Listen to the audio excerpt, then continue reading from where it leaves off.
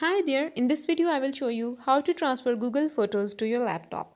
So for this, first of all, let's say I have these photos here in my Google account. So first of all, you need to remember which Google account is logged in and where your photos are kept.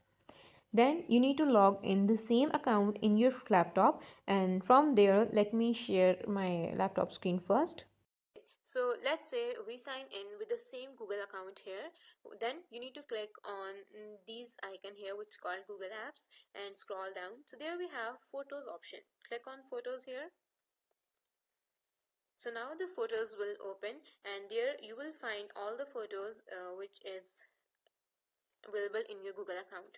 In this way, you can transfer your Google Photos from phone to your laptop.